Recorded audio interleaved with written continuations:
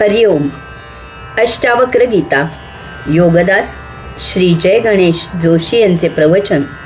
अध्याय 18 श्लोक क्रमांक 42. भावस्य भावक कश्चिन न किंचित भावको परहा उभया भावक कश्चि देवमेव निराकुलः. भावार्थ, कोणी भावरूप आहे असे मानतात तर कोणी काहीच नाही असे मानतात. कोणी दोन्हीही न मानणारे आहेत, तेच स्वस्थ आणि प्रशांत आहेत. भावरूप कोणी असे आहेत की ते म्हणतात की परमात्मा आहे, अगदी निश्चित आहे. त्यांच्याकडे पाहिले, त्यांना ऐकले, त्यांचे आचरण अवलोकन केले की आपल्याला असे वाटते की त्यांच्या भावनेतूनच ते व्यक्त करत आहेत की परमात्मा आहे. त्यांची परमात्म्याच्या अस्तित्वावर अपार निस्सीम भावभक्ती आहे. दिसेल त्या शेंदूर फासलेल्या दगडाला ते नमस्कार करतात. वाटे वाटे दिसेल त्या देवळात जातात, तेथे ते सहजच नतमस्तक होतात. त्यांना ऐकले तर ते सदा परमात्म्याचे नामस्मरण करत असतात. त्यांची वर्तणूक अति सात्विक आणि सोज्वळ असते.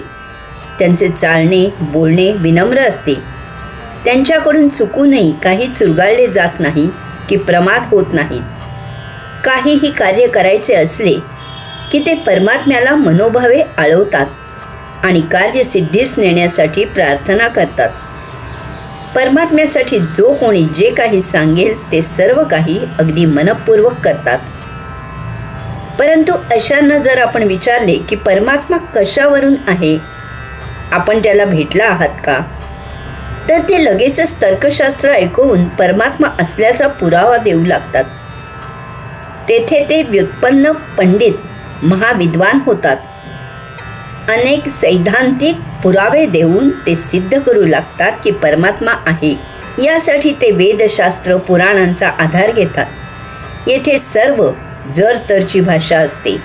परंतु आपण आपला तो दुसरा प्रश्न पुढे केला, आपण त्याला भेटला आहात का, की ते जरा गांगरतात, कारण त्यांना परमात्म्याची प्रत्यक्ष अनुभूती नसते.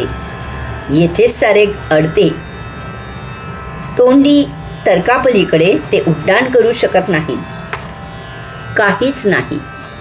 कोणी असे आहेत की ते म्हणतात की परमात्मा असे काहीही नाही, तो मुळीच अस्तित्वात नाही. परमात्मा हा मानवी मनाचा खेळ आहे.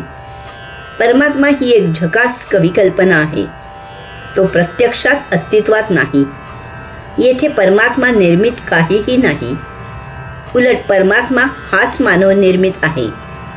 जर परमात्मा खरोखरच असेल तर त्याने प्रगट व्हावे, सर्वांना दर्शन द्यावे. तो समोर येत का नाही? त्याला येथे येण्यात काय अडचण आहे? मानवी जीवनात येणारे नैराश्य दूर करायला मानवाने परमात्मा हा एक आधार शोधून काढला आहे.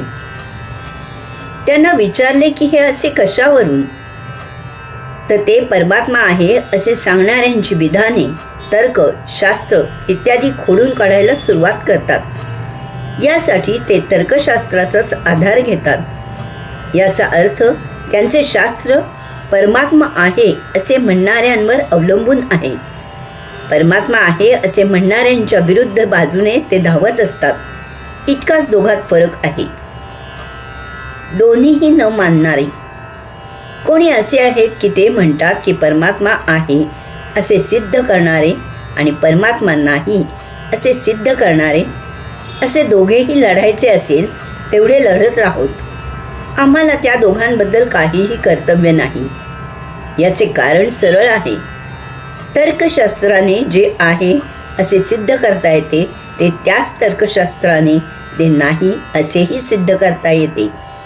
आणि तर्कशास्त्राने जे नाही असे सिद्ध करता येते, ते त्याच तर्कशास्त्राने ते आहे असेही सिद्ध करता येते.